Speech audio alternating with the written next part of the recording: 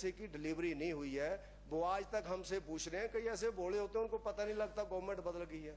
मैं कहा यार व्यवस्था परिवर्तन हो गया है, अब हम क्या करें? कहते जी वो क्या होता है? मैंने कहा कांग्रेस आ गई है, बीजेपी चली गई है। कहते जी हमारे जिले के उप मुख्यमंत्री बन गए मुकेश अग्निहोत्री जी, तो कहते वो भी नहीं कर सकते।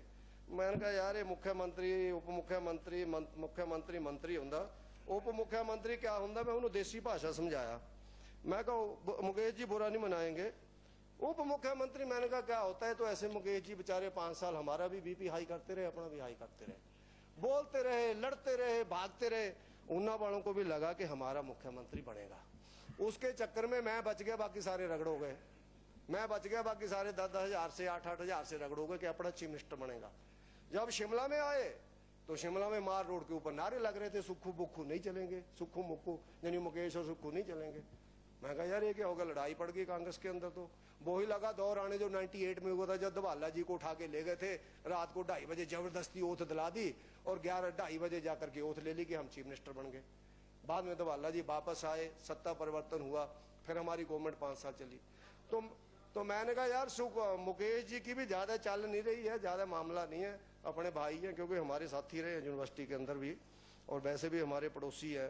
तो मैंने कहा यार जो उप पता नहीं, मेरे को लग नहीं रहा कि बोलूं का ना बोलूं। मैंने उसको देसी भाषा में समझाया। मैं कहा यार उप मुख्यमंत्री नहीं होता, मुख्यमंत्री मुख्यमंत्री होता है। हमारे मुकेश भाई को भी उन्होंने ठग लिया, वो भी मंत्री ही है। कहते नहीं जी उप मुख्यमंत्री लिखते हो। मैं कहा है वो मुख्यमंत्री है, उनको झंडी भी मिल गई, कार भी मिल गई, अधिकार भी दे दिया कि जहाज तुम भी भगा सकते हो, हेलीकॉप्टर पता नहीं उसके बाद मिला कर नहीं मिला मुझे नहीं आइडिया, लेकिन अधिकार दिया जरूर है, अधिकार जरूर दिया।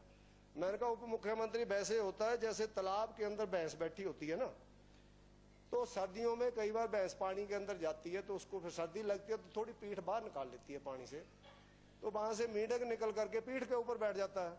उसको लगता है थोड़ी धूप लगा लेते हैं, मैं भी ठंड में मर रहा हूँ। तो भैंस को लगता है मेंढक बड़े उठ कर ऊपर ऊपर, तो भैंस वहां से डुबकी लगाती है और परे निकलती है, मेंढक बेचारे भाई रह जाते हैं।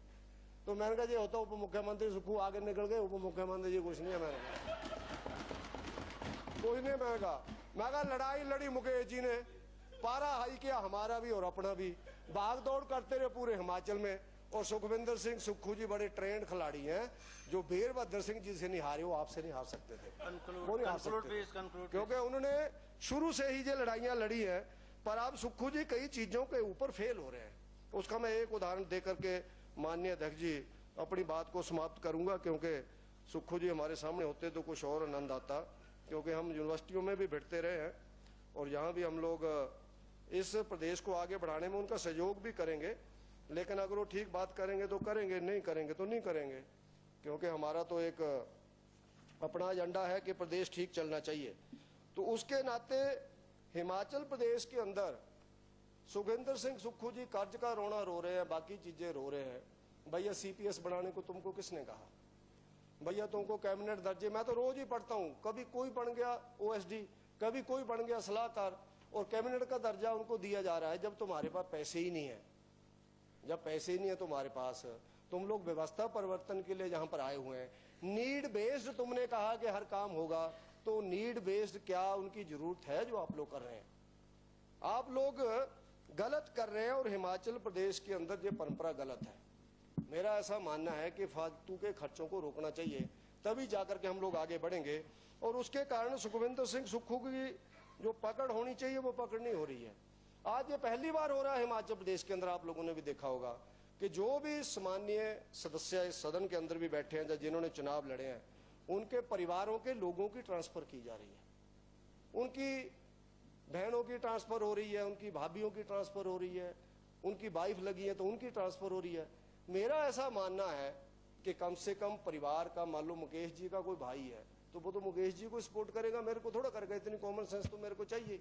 चाचे का बेटा तो उनको सपोर्ट करेगा, हमें थोड़े करेगा। क्यों चौधरी साहब? उसी को करेगा।